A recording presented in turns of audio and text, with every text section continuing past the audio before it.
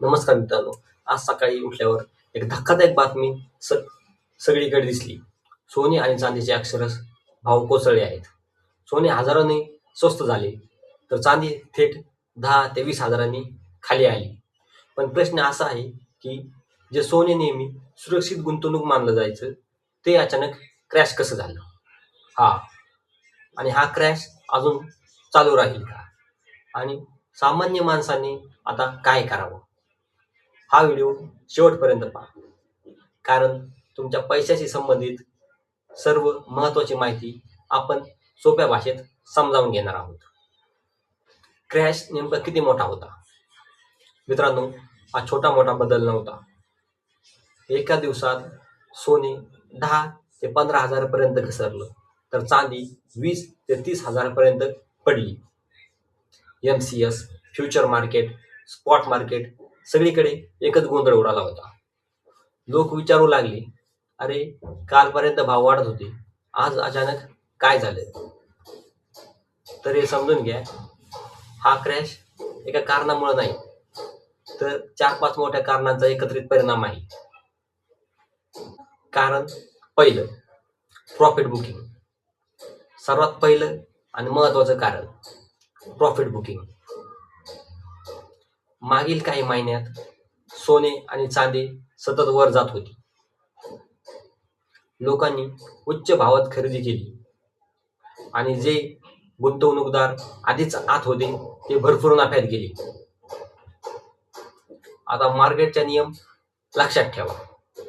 जेव्हा खूप नफा दिसतो तेव्हा मोठे खेळाडू विक्री करतात, आणि जेव्हा मोठे खेळाडू विक्री करतात तेव्हा भाव कोसळतो.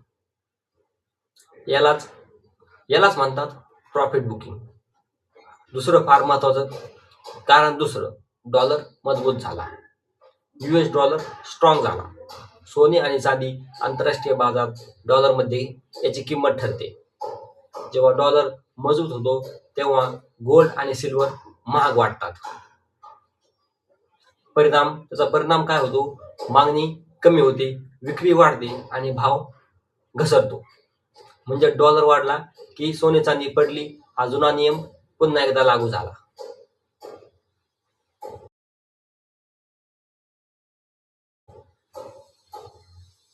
कारण तिसरं, मार्जिन वाढलं, फोर्स सेलिंग.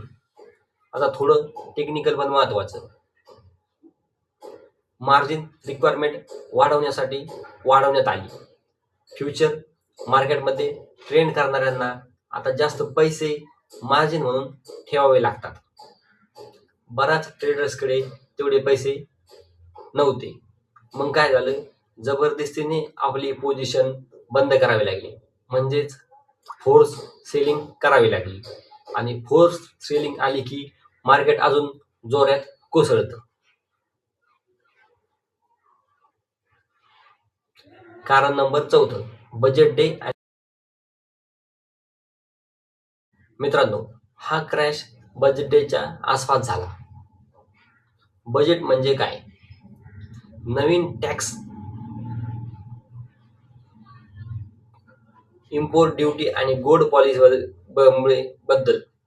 म्हणून मोठे गुंतवणूकदार म्हणतात, आधी कॅश हातात ठेवू, नंतर काय करायचं ते बघू.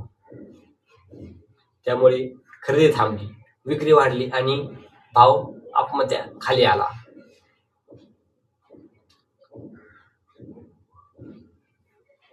चांदी इतकी जास्त का पडली?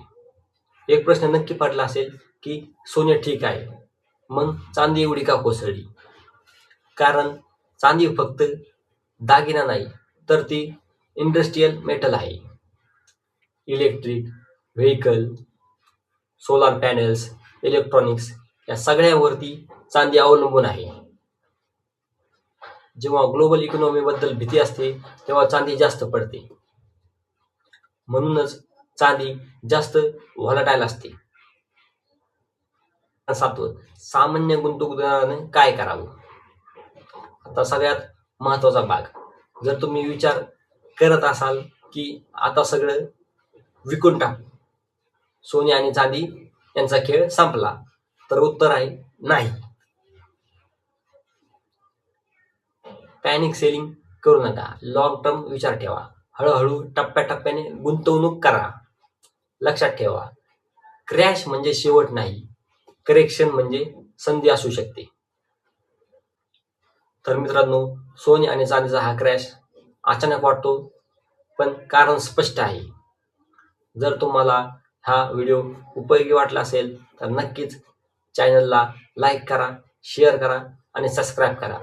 आणि कॉमेंटमध्ये नक्की सांगा, तुम्ही आता सोनं खरेदी करणार आहात की वाट बघणार आहात. चला पुन्हा भेटूया पुढच्या व्हिडिओमध्ये. तोपर्यंत धन्यवाद.